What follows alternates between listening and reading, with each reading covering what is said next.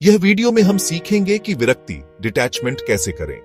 सबसे पहले समझें कि आसक्ति अटैचमेंट क्या है।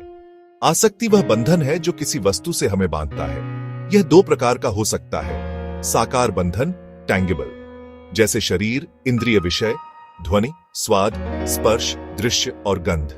निर्विकार बंधन इंटेंजिबल, जैसे भावनाएं, इच्छाएं, दृष्टिकोण, धारणाएं और संकल्प। हम इनसे चिपक जाते हैं, इन्हें अपना मानते हैं और खोना नहीं चाहते। इन्हें स्थायी समझते हैं, जबकि सत्य यह है कि सब कुछ परिवर्तनशील है। विरक्ति का अर्थ है बंधन को तोड़ना। यह किसी वस्तु या भावना को जीवन से हटाकर नहीं किया जा सकता, क्योंकि यह जीवन का हिस्सा है। इसे प्राप्त करने के लिए कुछ अभ्यास करने पड़ते हैं। 1. क्षमा, फॉरगिवनेस। क्षमा करना सीखें। जब हम क्षमा करते हैं तो अतीत को छोड़ना सीखते हैं। हम अक्सर पुरानी घटनाओं और उनसे जुड़े भावनाओं से चिपके रहते हैं। असल में हमें व्यक्ति नहीं, बल्कि उस भावना को क्षमा करना है जो हमारे भीतर पैदा हुई। इसका अर्थ है उसे छोड़ देना और मन में कोई द्वेष न रखना। 2. स्वीकार, एक्सेप्टेंस।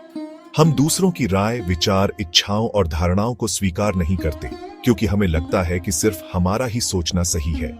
यह अहंकार है। हमें यह मानना चाहिए कि हर व्यक्ति का दृष्टिकोण अलग होता है। जब हम स्वीकार करना सीखते हैं तो हम अपने विचारों और इच्छाओं के बंधन से मुक्त होने लगते हैं। 3. धैर्य और नैतिकता, पेशेंस एंड मोरालिटी। हमें अपने आचरण में नैतिक होना चाहिए। यह हमें विरक्ति की ओर ले जाता है, क्योंकि तब हम गलत तरीकों से शीघ्र परिणाम पाने की कोशिश नहीं करते।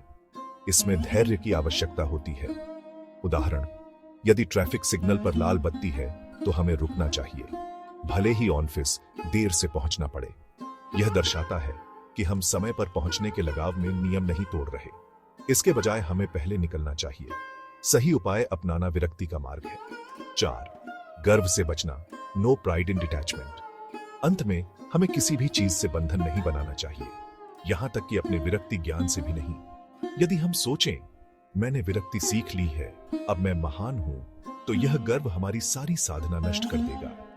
इसलिए विरक्ति सीखते समय भी किसी प्रकार का अहंकार या बंधन नहीं होना चाहिए। सार यह है कि विरक्ति का अर्थ है क्षमा, स्वीकार, धैर्य, नैतिकता और अहंकार से मुक्त होकर जीना।